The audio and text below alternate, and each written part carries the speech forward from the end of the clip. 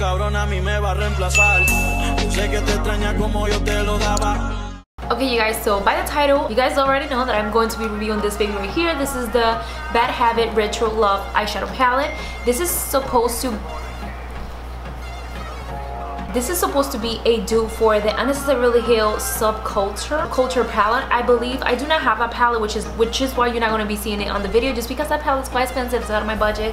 I don't have that type of money, so I'm not going to be using it. I'm just going to go ahead and show you guys and review this baby right here for you guys. This is only 10 bucks, which is what I like. By the way, they sell it at Hush. So this does bring 14 eyeshadow shades, as you can see right here. They're super pretty, and we are only going to be focusing on the eye, you guys, so forget about the rest of my face. It's only the eye today. And first up, as always, I like to prime the eye. Then I'm just gonna go ahead and blend that right in. And of course, you guys know I like to set the eyes as per usual, nothing new.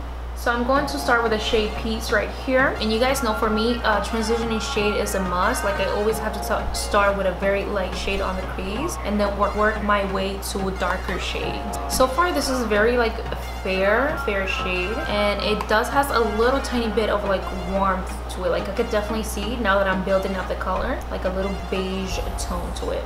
So with this light shade, I definitely find myself like going over and over just to build the intensity. But I do love, you guys, I love how it's blending in. Everything is looking good so far. Next I'm going in with a shade Rebel right here. And again, you guys, I'm just going to be working that on the crease. You can definitely see the shade right away, you guys. They're very pigmented in my opinion, but these are only the lighter shades, so let's see how the darker shade works. So this is very pretty. Oh my god, wow, that's intense. Holy shit, I love that. You guys, so far I'm loving the lighter shades. So far they're amazing, like, oh my god. Anyways, next we're going to go in with the shade Rock and Roll. So I am definitely applying this shade a little by little, just because this is more of a darker shade and I just want to create a little bit of more depth onto the crease, but I don't want that yellow shade to go away, so I'm just doing it little by little. I'm just going to go in with Fab now, which is another similar yellow shade, but this has more orangey tone, and I'm just going to go ahead and blend that crease right there. Of course, don't forget to blend those edges. So I'm gonna keep going back to that shade Rock and Roll, you guys, just to create a little bit of more intensity. So next we're going with the shade Nostalgia. I don't know if that's a Spanish or English, Nostalgia. I don't know. You say it the same way in Spanish, Nostalgia. But I'm going to be applying this on the outer and inner corners once again. This has been like my favorite, I don't know, a style of eyeshadow to put on. It's just so pretty. And again, you guys, I like to apply with a little like brush like this one. I'm using the Morphe M506. It's a very small like fluffy brush, and it's just like perfect for the crease to apply like intense eyeshadow, but very lightly. So the darker shade definitely do have more fallout than the lighter ones.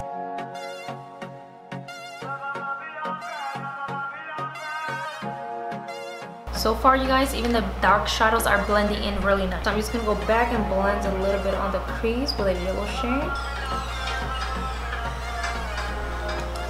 So I'm sure you guys can see this side. On this side is going on very patchy, like the darker shade that I'm using, Nostalgia, right here. And then you have a lot of fallout as well. But then this side, it doesn't look as patchy, to be honest. It looks so much better. But it does also has fallout. So I'm not sure why this is going on patchy right here. Like, I'm not sure what's going on there. I'm trying so hard to like apply the eyeshadow and it's just not sticking.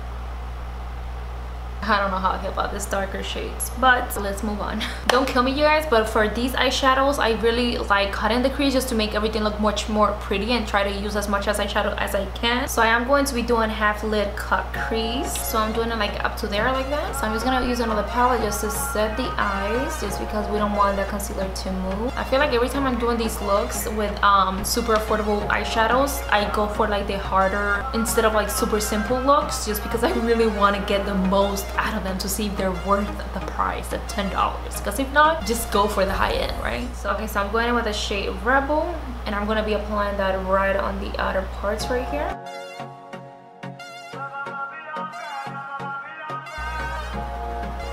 Okay, you guys, so even the lighter shade, when you pick up too much of it, it does have fall out. I just had some right here because I picked up too much. And this, I feel like it's going on patchy. And oh my god.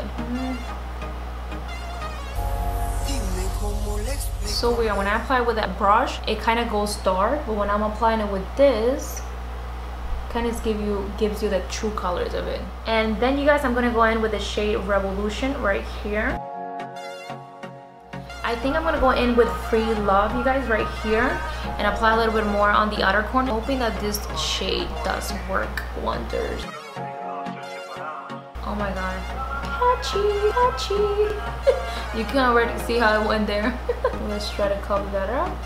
Nope, it's actually removing all of the other stuff. Maybe, yes. Oh my god, tapping motion, yes, you guys, it works. This is so bad. I already fucked it up. Like, how do you go back from something like this? You know what I mean? That green of the palette is absolutely horrible. Wow, you guys, I really like. So these shades are like literally a powder that doesn't stay on, because once I'm trying to blend it, everything is just like falling off, and you can see everything right here. So I'm actually gonna try to go back and cut the creases because this is not for me. Okay, you guys, let's see how this goes. Now I have cut the creases because those eyeshadows are not working. You don't get back from something like this, you guys. Like, I tried so hard and this just went really bad. So what we're going to do is, because this is not working, I actually ended up applying the eyeshadow fab right here on the concealer wet, and that just went so wrong. Like, the actual color just got darker. I think I'm gonna end up putting this shade right here, which is like a metallic foil shadow, and it's called Revolution. I'm actually gonna cover the whole entire eyelid on that just because this is not working out. I take props because I feel like I'm somebody that really makes even the worst palette work. I take props on that because I feel like I'm really good at making things work. But this, my friend, no. Like, they'll definitely work if it's for like super easy eyeshadow looks, like you're not doing any crazy cut crease or cleaning up with concealer or anything like that, just applying the eyeshadow right on top of another one, maybe it'll work. But to be honest, this palette, I'm not digging it, even though it's a $10 eyeshadow palette, which is, you get what you pay for, right? And I'm definitely going over that cut crease with some concealer just because that looks crazy, that looks bad. And I'm also going to go ahead and do a wing liner. Okay, you guys, so this is the final look. This is what I was able to put together on for this palette. Once again, this is the Retro Love eyeshadow palette from BadHabit. This is sold at Hush.com. This is how it looks. This is supposed to be a dupe for the Anastasia Beverly Subculture eyeshadow palette. I do not have it, so I'm sorry I cannot compare it to that.